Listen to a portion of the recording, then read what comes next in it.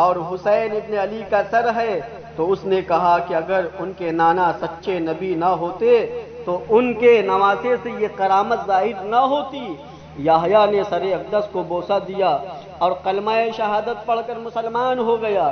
اب مگر جو مسلمان تھے وہ یزیدی ہو گئے۔ مسلمانوں کا دیکھو، یہودی ایک مسلمان ہو جاتا ہے، مگر یہ کیسے بدبخت انسان یزیدی ہیں جو انہیں ترس بھی نہیں آ رہا ہے، رحم بھی نہیں آ رہا ہے۔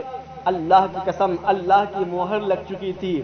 یہی یزیدی عمرو بن سعد، شمر، خولی جیسے شخص، یہ جہنمی کتے ہیں، جانتے ہو۔ اور پھر اسیران کربلا کے لیے کھانا پکا کر لایا، مگر عمرو بن سعد نے واپس کر دیا، تو یحییٰ نے تلوار نکال لی اور 8 یزیدیوں کو قتل کر کے لڑتا ہوا اپنی جان امام حسین کی قدموں پہ قربان کر دیا۔ قافلہ چلتا گیا اور فاطمہ کے لال نیزے پر بھی قرآن پڑھتا گیا اور دنیا کو یہ بتاتا گیا کہ قرآن ہمارے گھر نازل ہوا اور ہم ہی اس کے وارث و محافظ ہیں، اور اسی قرآن کی عزت و آبرو کی خاطر میں نے اپنا سب کچھ قربان کر دیا ہے۔ ظہر کی نماز کا وقت ہو گیا تو رسیوں میں جکڑی ہوئی سیدہ زینب نے بارگاہ رب العزت میں عرض کی، اے الہ العالمین، آج جس حال میں تیرے حضور میں ہم پیش ہو رہے ہیں، تو دیکھ رہا ہے، پانی ہوتا تو وضو کر لیتے، مٹی ملتی تو تیمم کر لیتے، اور آزاد ہوتے تو قبلے رخ ہو جاتے۔ رسیوں میں جکڑے ہوئے ہیں، نہ رکوع کر سکتے ہیں اور نہ سجدہ، مگر پھر بھی جس طرح ہو سکا تیری بارگاہ میں حاضر ہو گئے ہیں۔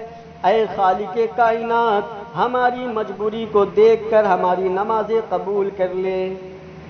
عمرو بن سعد قریب آیا اور گستاخانہ لہجے میں کہنے لگا، اگر رسیوں کی تکلیف ہے تو مجھے کہا ہوتا، میں ڈھیلی کر دیتا۔ بنت علی نے جلال میں آ کر فرمایا، دور ہو جا میری آنکھوں سے اے کمینے، پھوٹ جا تیری وہ آنکھیں جو مجھے دیکھ رہی ہے۔ اے دنیا کے بدلے اپنے دین و ایمان کا سودا کرنے والے عمرو بن سعد، اگر مجھے تم سے سوال کرنا ہوتا تو اس وقت کرتی جب کہ تو میرے اون و محمد کو اپنے ظلم کے تیروں سے چھلی کر رہا تھا، میرے بیٹے کی گردن پر جب تو تلوار چلا رہا تھا، جب اس وقت میں نے تجھ سے کوئی سفارش، کوئی مدد نہیں مانگی۔ اے مردود، میرے سامنے سے ہٹ جا، اور اگر میں نے اس وقت بھی کوئی سوال نہ کیا تو علی رضی اللہ تعالی عنہ کی بیٹی تجھ سے آج بھی کوئی سوال نہیں کرے گی۔ مگر تیرے لیے یہ شرم کا مقام ہے کہ آج تو اس نبی کی نواسیوں کو رسیوں سے جکڑ کر لیے جا رہا ہے جس نبی نے ساری کائنات کو کفر کی قیدی سے رہائی دلائی، جس رسول نے تجھے اور تیرے آبا و اجداد کو اسلام کی دولت عطا کی، جس پیغمبر نے تمہاری کفر و شرک کی طوفان کو اور ڈوبتی ہوئی زندگی کی کشتی کو اپنی رحمت کا سہارا دے کر تو حیدر رسالت کے ساحل پر پہنچا دیا۔ اے ظالم انسان، ذرا اس بیمار عابد کے ماتھے پر ہاتھ رکھ، دیکھ کس طرح بخار میں جل رہا ہے، اور اس دن سے ڈر جس دن کا نام یوم الحساب ہے۔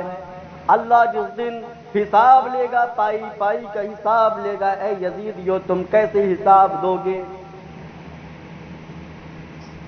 سید مظلوم کی بیٹی سکینہ قریب سے بول اٹھی، عمرو بن سعد، اگر تجھ سے یہ کہوں کہ رسیاں ڈھیلی کر دے تو مجرم، اگر تجھ سے کھانا مانگوں تو گنہگار، ہاں البتہ یہ درخواست ضرور کرتی ہوں کہ خدا کے لیے میرے باپ کا سر مجھے دے دے تاکہ میں اپنے باپ کے سر کو جھولی میں لے کر بوسے دیتی خوشی خوشی وہاں تک پہنچ جاؤں جہاں تو لے جانا چاہتا ہے۔ سکینہ کہتی ہیں، میرے باپ کا سر میری جھولی میں لے کر ڈال دے تاکہ بوسہ دیتی خوشی سے وہاں تک پہنچ جاؤں جہاں تک تو ہمیں لے جانا چاہتا ہے۔ عمرو بن سعد نے جواب دیا کہ اے بنت حسین، جس سر کی تو خواہش کر رہی ہے وہ سر یزید کی بغاوت کی سزا میں پامال ہو چکا ہے۔ شاید وہ خبیث کچھ اور کہتا کہ سید عابد کی غیرت نے جوش مارا، زین العابدین کی غیرت نے جوش مارا کہ پاؤں کی بیڑیاں بھی جھٹک گئی اور گرج کر فرمایا یہ جھوٹ ہے کہ میرا باپ کا سر یزید کی بغاوت میں پامال ہو چکا ہے، بلکہ یہ تو سر اور حق ہدایت حمایت کے کٹ کر اور بھی بلند ہو گیا ہے۔ اور اگر یقین نہ آئے تو اوپر دیکھ، وہ نیزے پر بھی قرآن کی تلاوت کر کے اپنی سر بلندی کا شہادت دے رہا ہے۔ ناموس رسالت کے اسیران کربلا کا قافلہ منزلیں طے کرتا ہوا موصل پہنچا، بازاروں سے گزر رہا تھا۔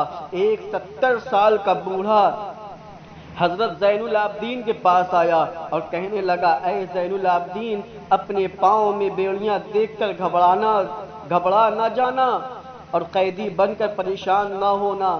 کیا ہوا کہ جو آج تو قیدی ہوا ہے، حضرت یوسف علیہ السلام بھی تو قیدی ہوئے تھے۔ اس بوڑھے کی یہ بات سن کر امام زین العابدین کی آنکھوں میں آنسو آ گئے اور فرمایا بابا تم نے یہ بات تو ٹھیک کہی ہے کہ حضرت یوسف علیہ السلام بھی قیدی ہوئے تھے، مگر رات اندھیری تھی اور کوفے کا ریگستان، اور وہ نیزہ جس پر امام عرش مقام کا سر اقدس تھا خولی کے ہاتھ میں تھا کہ اچانک خولی کے ہاتھ سے نیزہ چھوٹ کر زمین میں گر گیا۔ خولی نے بہت کوشش کی مگر نیزہ نہ نکل سکا، وہ حیران تھا اور قافلہ رک گیا۔ عمرو بن سعد نے پوچھا کہ قافلہ کیوں رک گیا ہے؟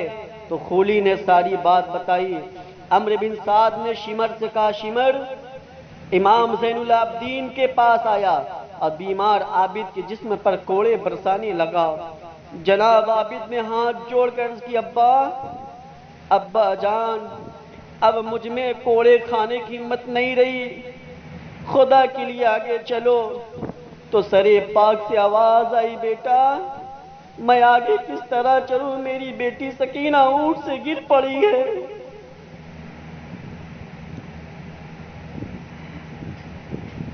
دیکھا تو رات کے اندھیرے میں بچی سکینہ زمین پر لیٹی ابا حسین کے نعرے لگا رہی ہے۔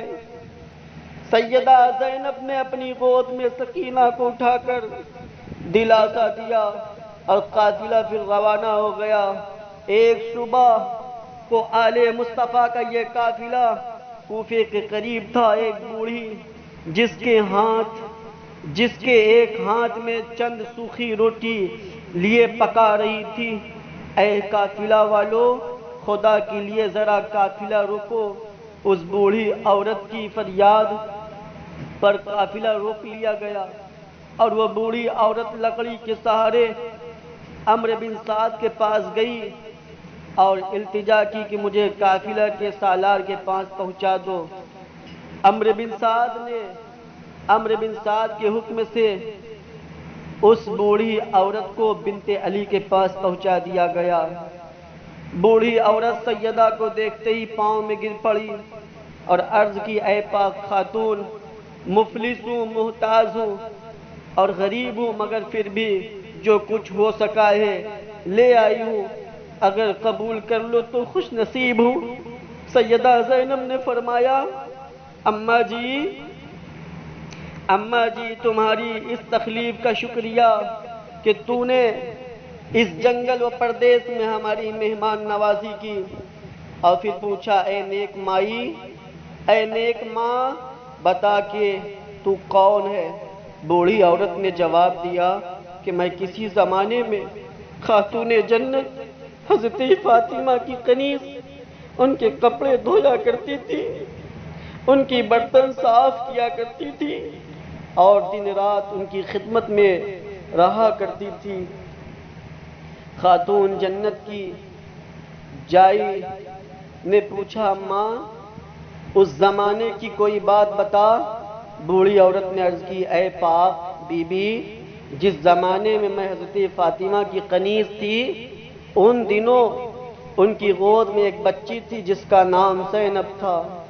اس عورت نے اتنا کہہ کر سیدہ کی طرف آنکھیں پھاڑ کر دیکھا تو دل پھڑک اٹھا اور عرض کی، اے پاک خاتون، خدا کے لیے مجھے جلدی بتاؤ کہ آپ کون ہیں، آپ کا نام کیا ہے، اور حضرت فاطمہ زہرا رضی اللہ تعالی عنہا سے آپ کا کیا رشتہ ہے، اس لیے کہ میں آپ کی صورت میں فاطمہ کی جھلک دیکھ رہی ہوں۔ نہیں، جھلک ہی نہیں بلکہ تصویر فاطمہ دیکھ رہی ہوں۔ نبی کا واسطہ بتاؤ کہ آپ ان سے کیا تعلق ہے۔ سیدہ پاک کی آنکھیں اشکبار ہو گئی، رونے لگتی ہیں اور فرمایا، اماں جان، فاطمہ میری ماں تھی، فاطمہ میری ماں تھی، اور میں انہی کی لخت جگر، اور میرا نام ہی زینب ہے۔ اس عورت نے یہ سنا تو سیدہ کو کلاوہ میں بھر لیا اور ہچکیاں مار کر رونے لگی اور بولی، بی بی، میں نے تجھے اپنی گود میں کھلایا ہے، میں دعا کیا کرتی تھی کہ کبھی اس پاک صورت کو دیکھ لوں، اللہ کا شکر ہے کہ مرنے سے پہلے وہ پاک صورت دیکھ لی ہے۔ یہ ہے اہل بیت کے گھر والوں کیسے زندگی گزارے، قافلہ کیسے جا رہا تھا، راستے میں بڑی تکلیف، بڑی مصیبت ہوئی، مگر اللہ کے نبی صلی اللہ علیہ وسلم کے گھر والوں نے، اہل بیت والوں نے صبر کا دامن نہیں چھوڑا، نمازیں نہیں چھوڑی، قرآن کی تلاوت نہیں چھوڑی، اپنا پردہ نہیں چھوڑا۔ مسلمانوں، اتنی مصیبت آج تک کسی مسلمان پر نہیں آیا ہے۔